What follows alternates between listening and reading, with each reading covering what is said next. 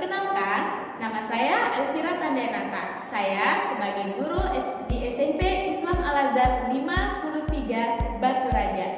Di sini saya terdaftar sebagai mahasiswa PPG dalam jabatan di Universitas Patimura Ambon jurusan Bimbingan Konseling. Di sini saya akan menceritakan tentang kegiatan PPL saya selama ini. Nah, kegiatan PPL saya ini dilakukan pada tanggal 26 Oktober 2022. Di sini saya memberikan kegiatan bimbingan kelompok yang bertujuan agar peserta didik dapat mempertimbangkan diri terhadap norma yang berlaku. Adapun kondisi yang menjadi latar belakang dilakukan praktik pembelajaran ini adalah disebabkan oleh permasalahan yang ditemukan, yaitu masih adanya 8 peserta didik yang sangat sering tidak menggunakan atribut lengkap di sekolah. Maka dari itu, perlu dilakukan analisis untuk menentukan solusi terbaik dalam pemecahan permasalahan tersebut dengan menggunakan metode layanan, teknik yang tepat. Di sini, saya menggunakan metode layanan bimbingan kelompok dengan teknik diskusi kelompok, yaitu tipe diskusi terfokus, serta dengan menggunakan media gambar.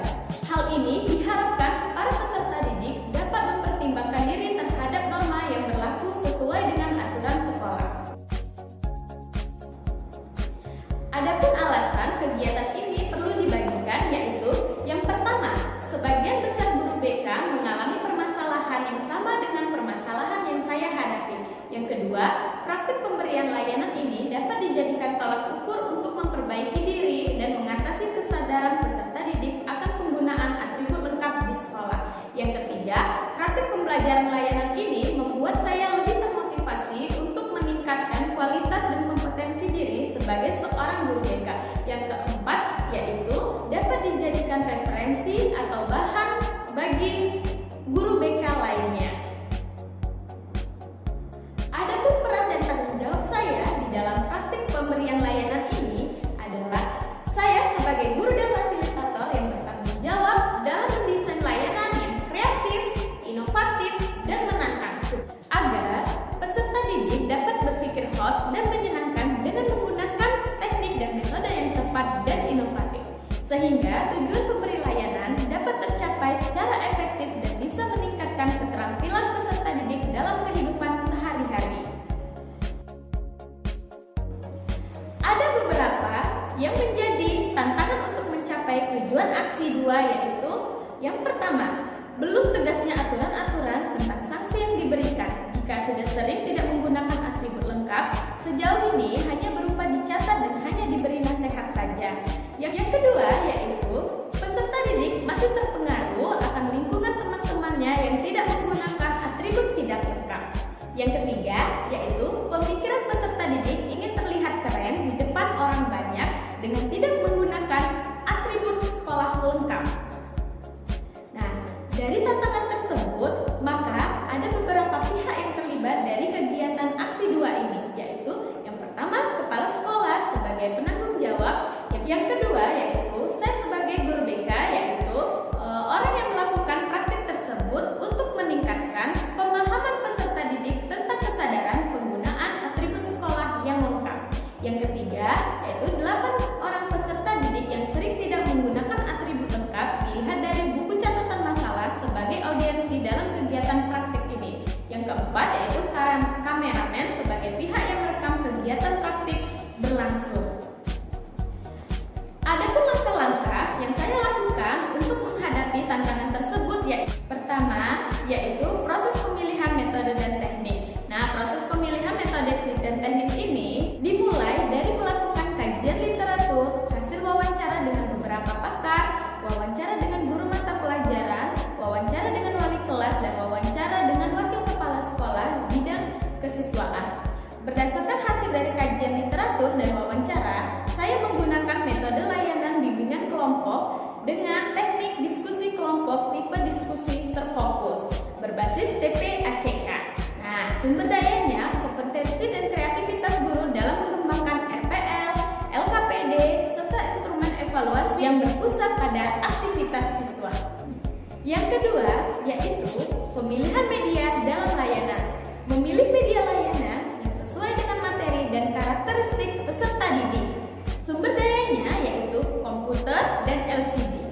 Yang ketiga yaitu membuat rencana pelaksanaan layanan. Nah, di sini membuat RPL-nya disesuaikan dengan layanan bimbingan kelompok, yaitu yang pertama mengorientasikan masalah, yang kedua menentukan komponen layanan, yang ketiga menentukan bidang layanan, yang keempat menentukan fungsi layanan, yang selanjutnya menentukan tujuan layanan, selanjutnya 6 menentukan topik layanan, 7 menentukan sasaran layanan, 8 menentukan metode dan teknik, 9 yaitu menentukan waktu pemberian layanan, 10 yaitu menentukan media atau alat yang digunakan dalam layanan, 11 yaitu menentukan tanggal pelaksanaan, 12 menentukan sumber bacaan, 13 yaitu merancang pelaksanaan atau tahap-tahap yang ada dalam bimbingan kelompok, 14 yaitu menentukan evaluasi proses dan hasil. Selanjutnya yaitu pelaksanaan layanan. Adapun langkah-langkahnya sebagai berikut. Yang pertama, tahap awal, yaitu guru BK mengucapkan salam dan mengucapkan terima kasih. Yang kedua yaitu guru BK memimpin doa sebelum memulai kegiatan. Yang ketiga yaitu guru BK menjelaskan pengertian dan tujuan tentang bimbingan kelompok. Yang keempat, guru BK menjelaskan cara pelaksanaan bimbingan kelompok.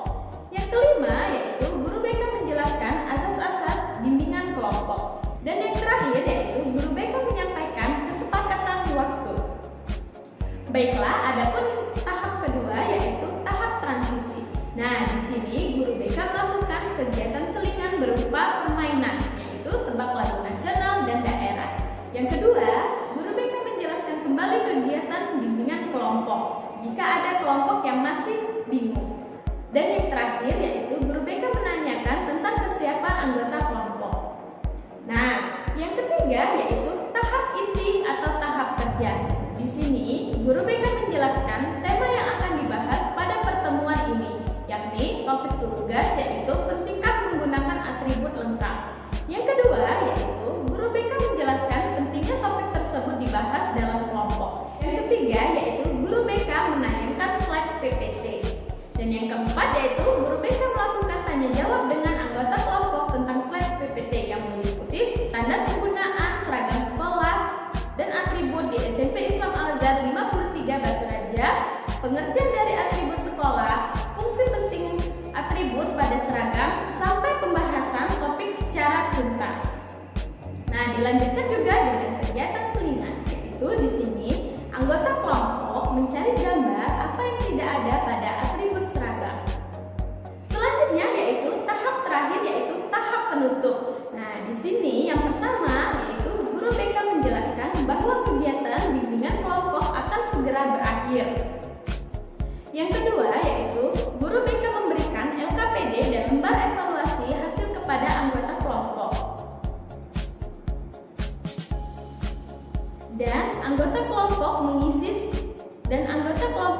LKPD dan instrumen tersebut.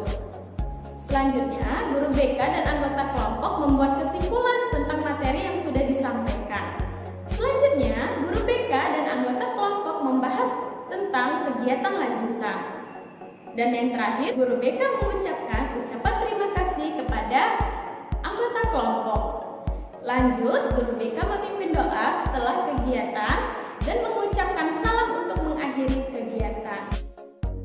Berdasarkan proses dan aktivitas layanan yang telah saya laksanakan, pembelajaran yang bisa diambil adalah guru harus lebih kreatif dan inovatif dalam memilih metode dan media dalam layanan agar menjadi gampang, asyik, seru, menantang, dan menyenangkan.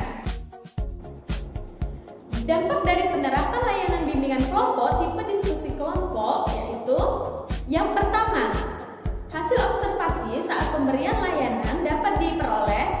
1. Peserta didik lebih aktif mengikuti layanan. Yang kedua yaitu peserta didik lebih terdorong untuk berpikir host.